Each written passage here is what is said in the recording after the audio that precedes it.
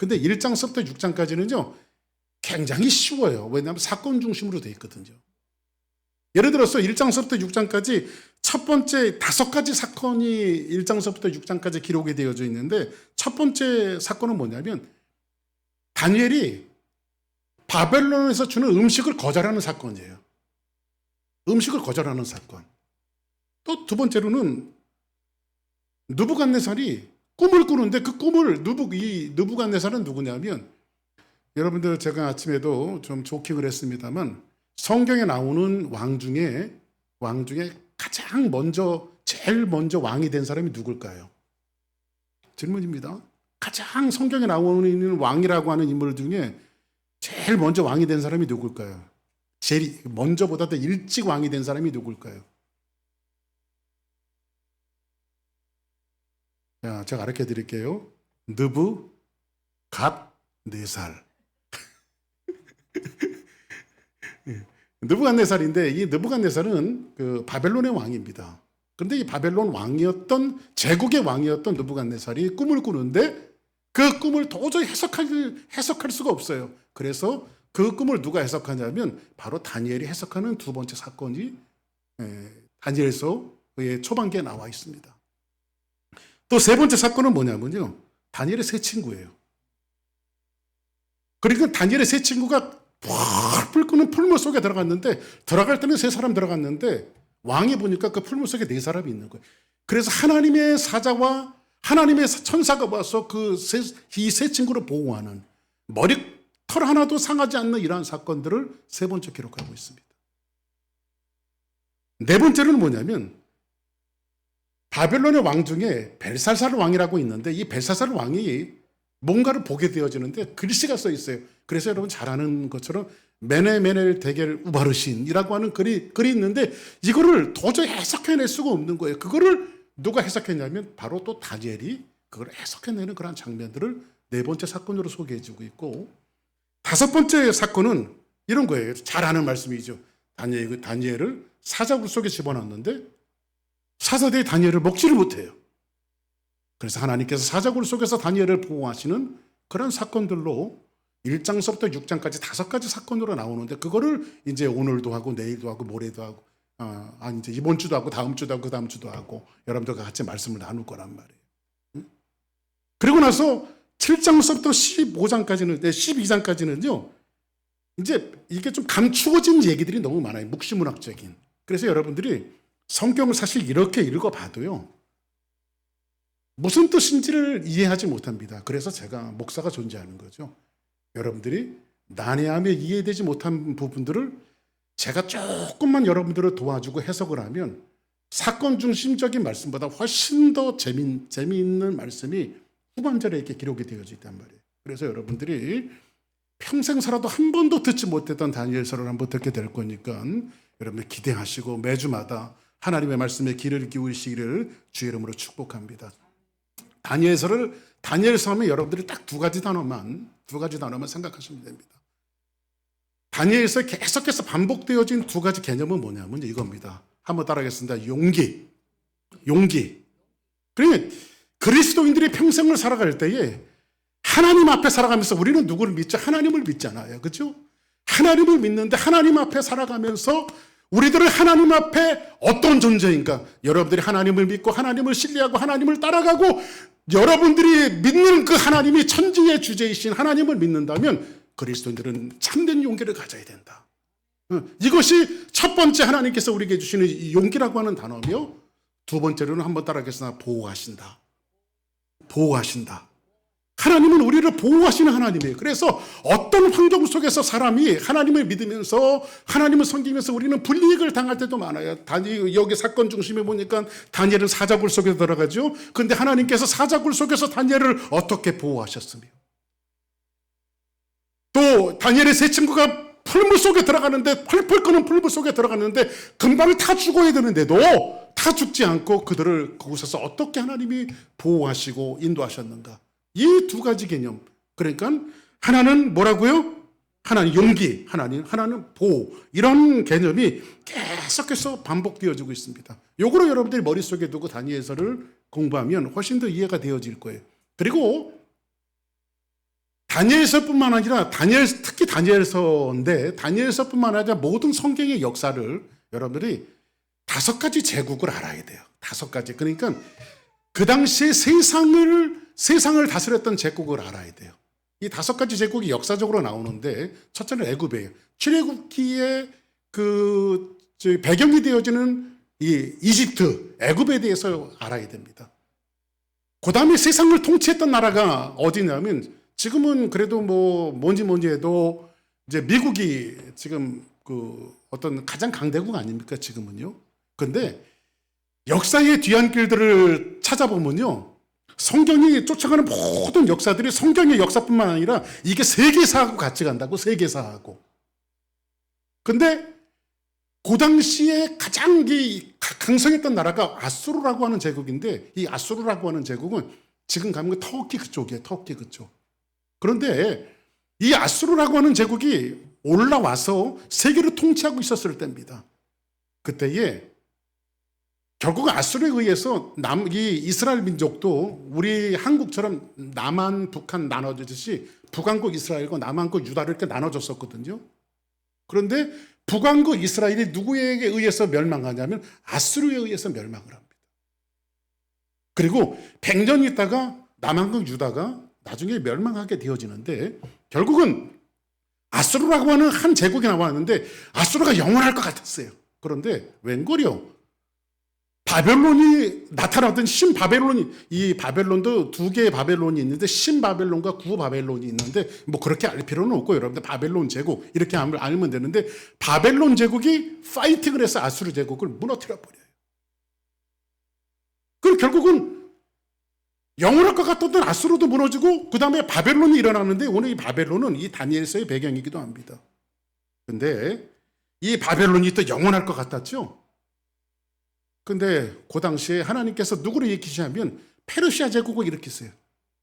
그 메데라고 하는 작은 나라와 페르시아라고 하는 바사라고 하는 큰 나라가 2개가 연합되어져서 바벨론하고 싸워서 바벨론이 멸망을 해요. 그래서 세계는 누가 통치하냐면 메데와 바사가 세계를 통치하는 시절이 있었어요.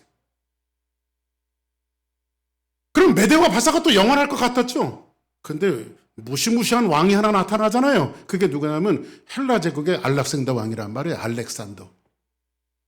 알렉산더가 나타나더니 메데와 바사가 무너져 버렸어요. 이제 헬라 제국이 세상에서 영원할 것 같았어요. 그런데 이 헬라 제국도 결국은 신약 시대의 근간이 되어진 배경이 되어진 로마에 의해서 헬라 제국도 무너지게 되어집니다. 이렇게 한 나라가 흥황하고 한 나라가 무너지고 한 나라가 세워지고 한 나라가 무너지는 이런 역사의 반복이 성경을 통해서 세계사를 통해서 이루어지는 것을 보면 세상에 영원한 강국은 없다. 그래서 미국도 어떻게 될런지 모르겠어요. 제가 보면. 왜냐하면 세상에 영원한 강국은 없으니까. 하나님의 역사의 뒤안길에서 보면 영원한 강한 나라가 없었던 것처럼 하나님 역사의 주관자는 누구냐? 오늘 본문이 뭐예요? 오늘 제목이 여러분들 역사의 주관자 하나님이에요. 근데 사실은 한 나라가 일어나고 한 나라가 무너지는 것 같지만 그 이면의 틈새를 보고 그 뒤로 돌아가 보면 그 뒤에 모든 역사를 누가 운영하고 계시냐면 세상의 주관자이신 하나님이 그 모든 역사를 운영하고 계신 거예요. 할렐루야. 하나님이 운영된다. 그런데 여기서 보니까요. 한 나라가 일어나고 한 나라가 무너지고 한 나라가 일어나고 한 나라가 무너지고 이런 과정 속에서 하나님은 역사의 주관자로서 하나님의 유일한 관심은 딱 한 가지밖에 없어요. 그게 뭐냐면 하나님의 사람을 선택하셔서 하나님의 구원을 이루어 나가는 거예요. 그러니까 하나님의 역사의 행진은 뭐냐면 다 하나님의 역사의 행진은 구원의 역사예요. 구속하시고 구원하시고 구속하시고 구원하시고 그 하나님의 역사 가운데 우리 주사랑교회 성도들이 하나님이 불러내셔서 여러분들의 교회 성도로 여기에 와서 앉아있고 하나님을 찬양하게 되어진다는 거예요. 할렐루야. 응? 자, 그러면 하나님께서 이 백성들을 이스라엘 민족들을 다루는 방법이 있어요. 하나님께서 자기 백성들을 다스리는 방법이 있는데 성경 한번 보실까요? 자, 같이 한번 보겠습니다.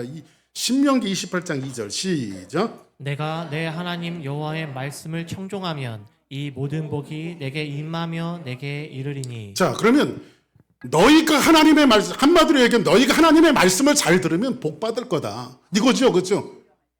그죠? 근데 복을 주시는데 하나님이 성읍에서도 복을 주시고 들에서도 복을 주시고, 그러니까는 복 받으려면 뭐라 해야 돼요? 하나님 말씀 잘 들어야 돼요. 옆에 분들하고 인사하십니다. 하나님 말씀 잘 듣자. 할렐루야. 복 받으려면 하나님 말씀 잘 들어야 돼요. 한번 따라 합시다. 주일은 생명 걸고 교회로. 할렐루야. 여기 하나님 말씀이란 말이야. 복 받으려면 어디 와야 돼요? 교회 와야 되잖아요. 교회 와서. 근데 하나님 교회도 안 나가는데 복 주시옵소서 그러면 안 된다고. 할렐루야. 이게 지금 제 말이에요? 성경이 하는 말이에요? 저는 성경 아니면 말 안 하니까. 또 성경 뭐라고 말하죠? 내가 만일 내 하나님 여호와의 말씀을 순종하지 아니하여 내가 오늘 내게 명령하는 그 모든 명령과 규례를 지키지 아니하면 이 모든 저주가 내게 임하며 내게 이를 것이니 내가 성읍에서도 저주를 받으며 들에서도 저주를 받을 것이니라.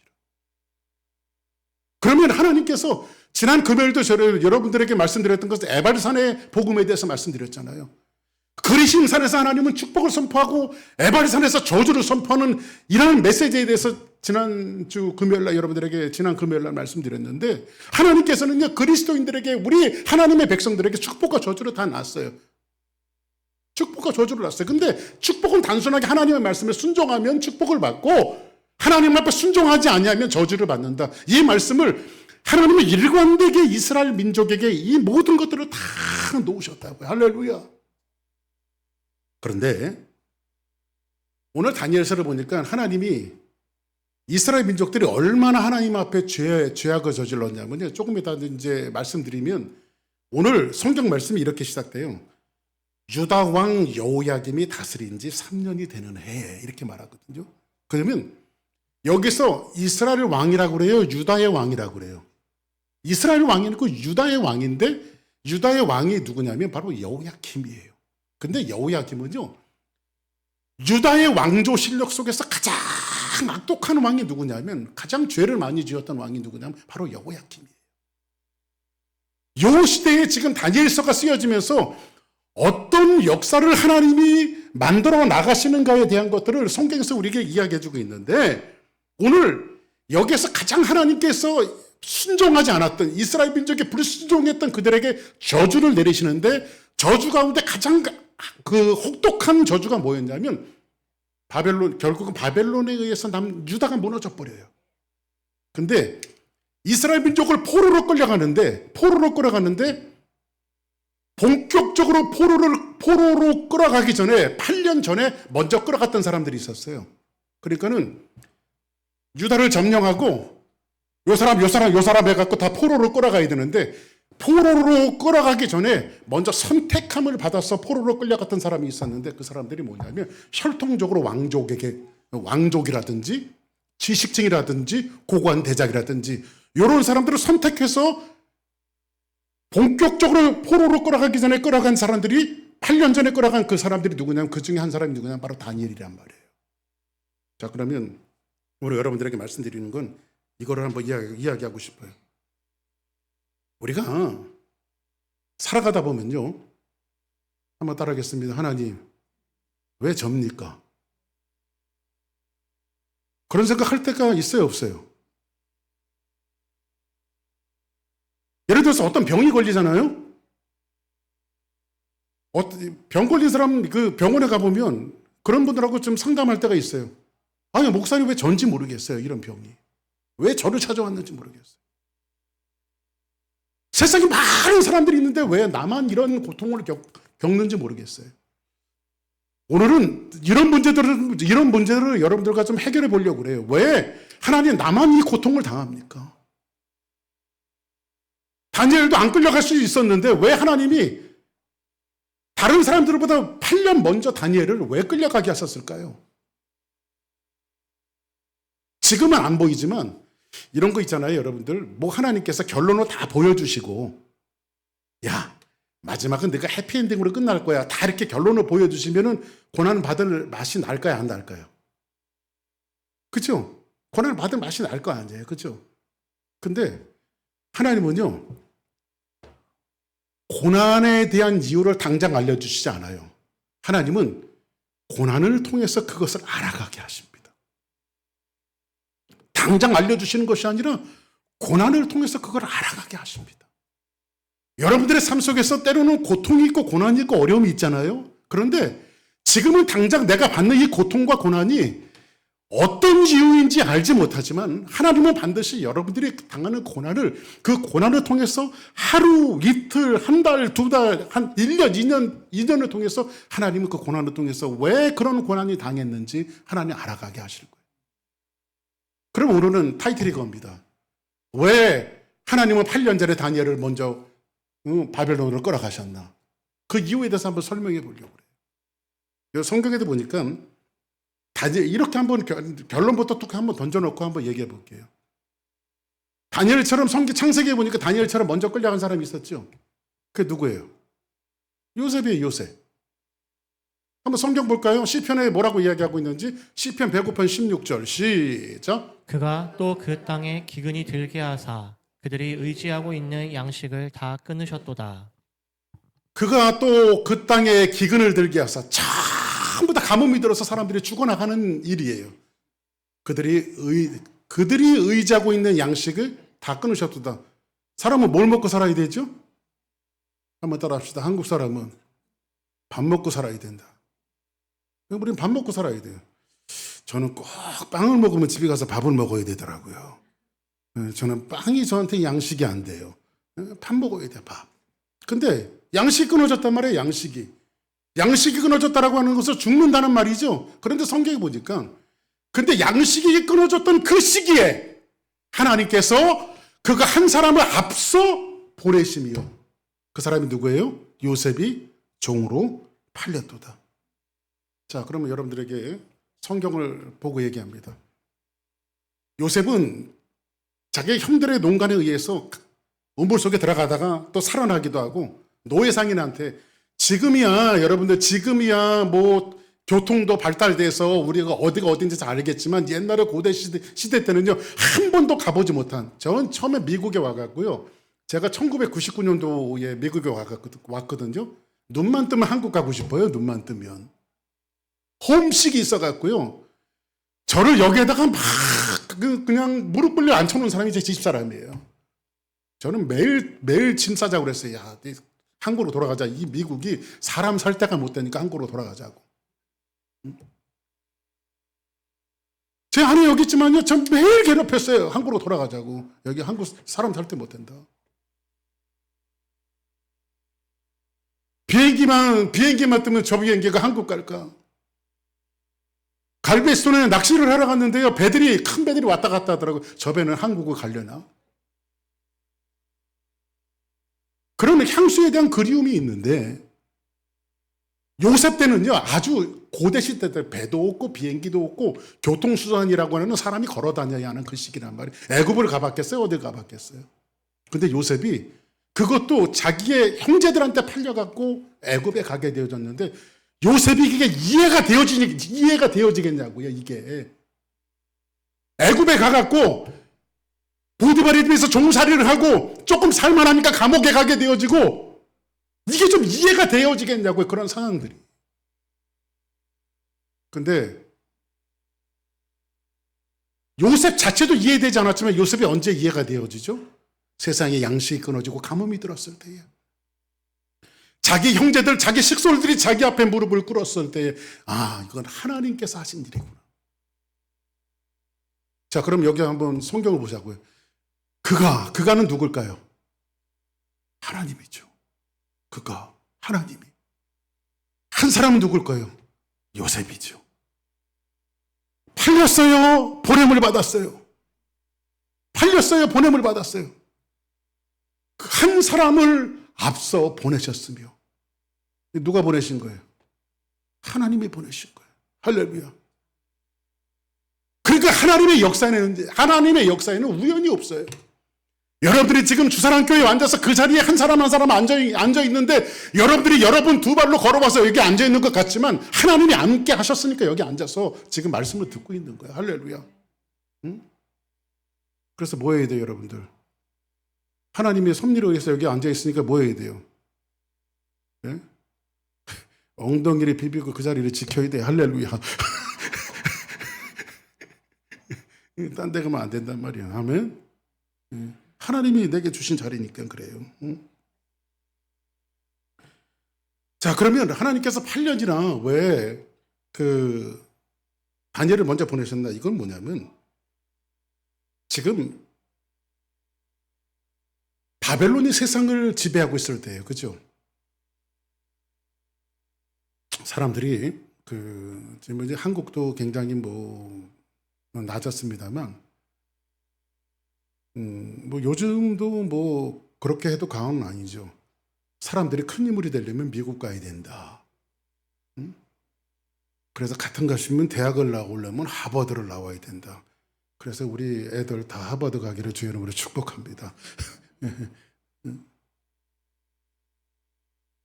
그러니까는 지금 세계의 중심이 지금 뭐 미국이 절대 옛날처럼 제국은 아닙니다만 절대적인 강국으로 존재하고 있잖아요.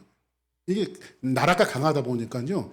예술, 문화, 정치 모든 것들이 여기서 다 매니지먼이 되어진다. 여기서 미국에서. 그러니까 세상 사람들이 그거를 다 섭렵하고 가지려 지금 어디로 오는 거예요? 미국으로 오는 거예요. 그러면 미국보다 훨씬 더 막강한 권력을 가지고 그 당시에는 어디가 세상을 지배했어요? 바벨론이 세상을 지배했잖아요. 그러니까 모든 길은 다 바벨론으로 통하는 거예요. 이 바벨론 사람들이요, 꼭 유다 사람들만 포로로 잡아왔을까요? 아니죠. 바벨론이 정복한 나라는 이스라엘만 정복한 것이 아니라 주변의 모든 나라들을 다 정복했어요. 그러니까는 여러 나라에서 포로를 끌어가고요. 그래서 이 바벨론은요, 온 세상 사람들이 다 모인 곳이 어디냐면 바로 바벨론이에요. 그러면 왜 하나님께서 그 절대적인 강국 세상이 전부 다 바벨론으로 향하는 그 땅에 왜 하나님께서 다니엘과 그의 친구 젊은이들을 그곳에 보내셨나? 하나님을 잘 섬기며 하나님을 따르는 그 젊은이들을 왜 거기에 보내셨나? 이거 하나님의 영광을 위해서 그렇습니다.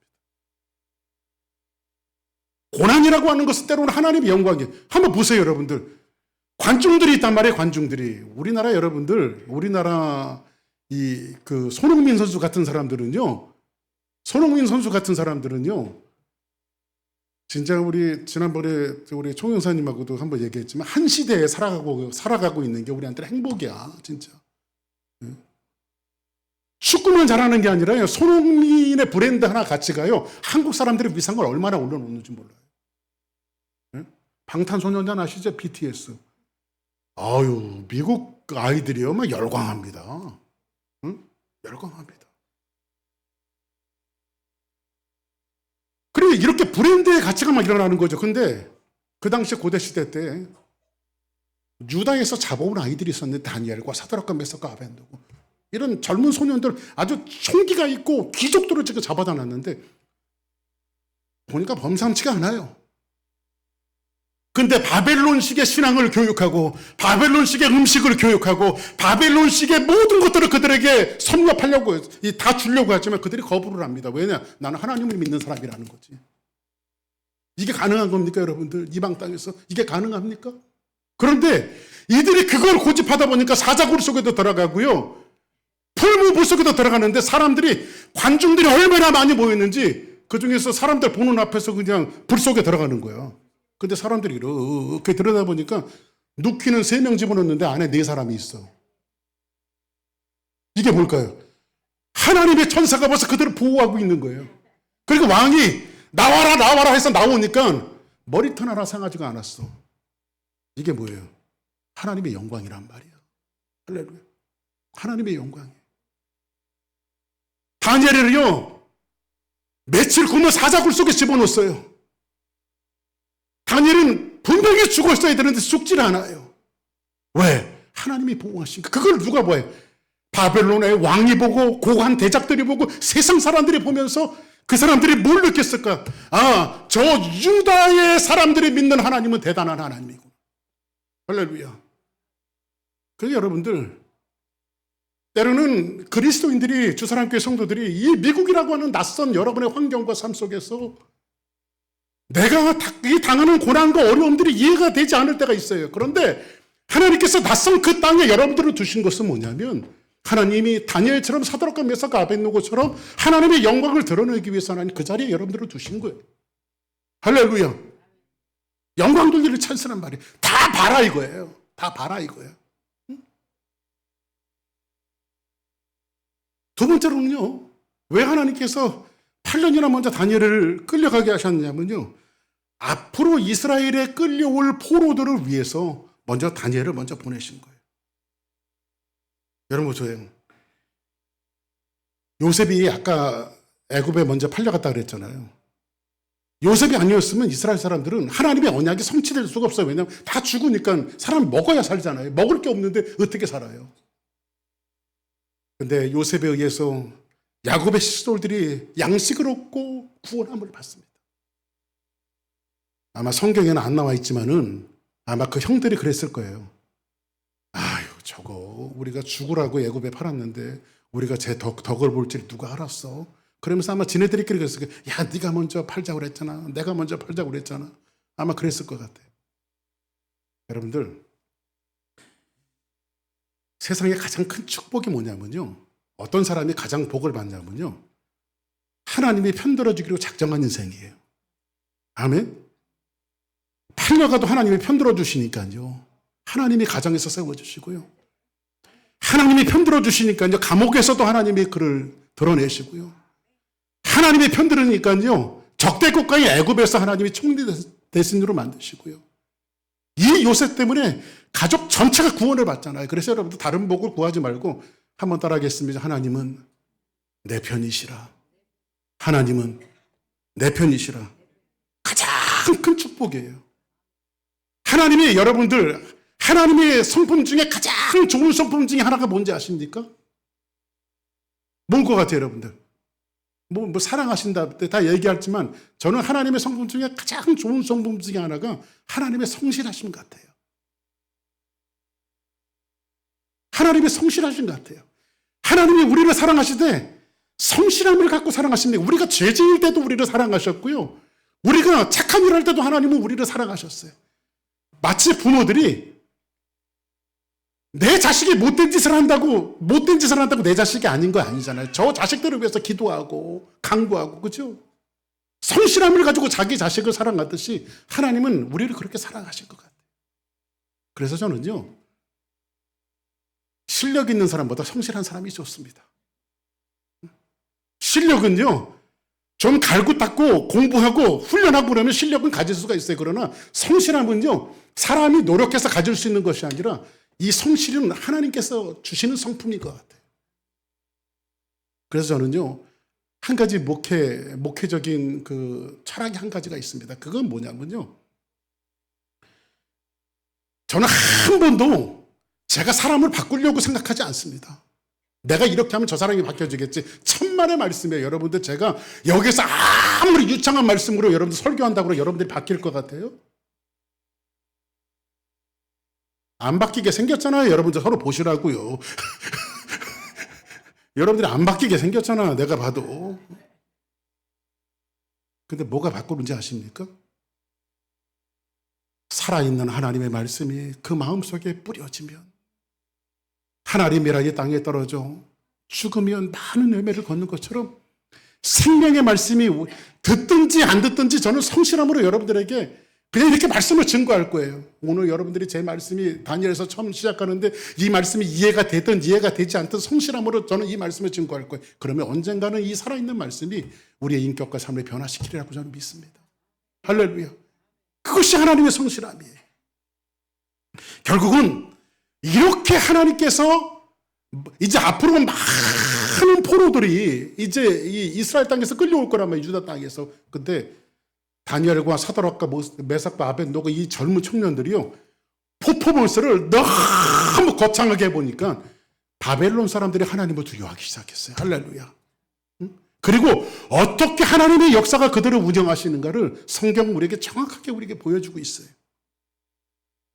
마지막 한 가지는요, 왜 하나님께서 다니엘을 먼저 그 젊은이들을 먼저 이 8년 전에 끌려가게 하셨는가? 이건 뭐냐면 하나님을 열망하고 메시아를 열망하도록.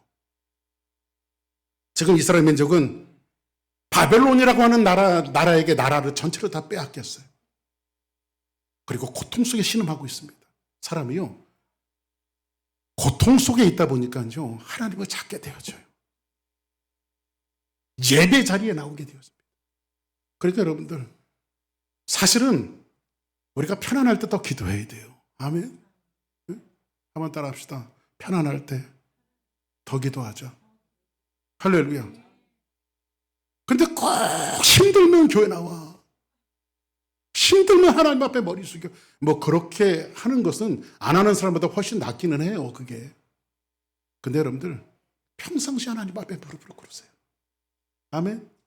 평상시 하나님 앞에 무릎을 꿇고 전심으로 하나님 앞에, 지금 이스라엘 민족들이 바벨론의 압제를 당하다 보니까 그들이 예배를 사모하게 되었습니다. 예배를. 그래서 성경 시편에 보니까 시편 기자가 뭐라고 말하냐면, 우리가 바벨론 강병 거기에 앉아서 시온을 기억하며 울었다. 하나님의 성소를 그리워하면서 이 이스라엘 민족들이 하나님 앞에 예배를 열망하면서 그들이 노래하는 것이 있습니다. 아멘. 주 예수여 오시옵소서. 이 어렵고 힘든 상황 속에서 우리를 일으키실 분은 하나님 한 분밖에 없습니다. 하나님 한 분만. 그래서 하나님은 다니엘의 거창한 이 신앙적인 퍼포먼스를 통해서 하나님의 영광을 드러내기 시작하는 거예요. 그런 의미를 가지고 오늘 한번 말씀을 한번 봅시다. 1절 시작. 유다 왕 여호야김이 다스린 지 3년이 되는 해에 바벨론 왕 느부갓네살이 예루살렘에 이르러 성을 에워쌌더니. 자 보세요. 유다 왕 여호야김이 다스린 지 3년이 되는 해에 이렇게 말합니다. 그러면 유다의 왕은 지금 이름이 뭐예요? 여호야김이란 말이에요. 근데 요 여호야김의 아버지가 누구였냐면 개혁의 아이콘이라고 이야기하는 요시야 왕이 여호야김의 아버지예요. 요시야 왕은 얼마나 괜찮은 왕이었냐면 왕이 되자마자 우상들을 척결했던 사람이에요. 우상의 산당을 다 부숴버렸던 개혁의 아이콘이었어요. 근데 그 아들이 지금 뭐하고 있냐면 타락하고 있어요. 막 하고 있어요. 그런데 요시야에게는 2명의 아들이 있었는데 하나의 이름은 장남은 사실 여호야김이라고 말씀드렸지만 원래 이름은 엘리야킴이에요. 엘리야킴.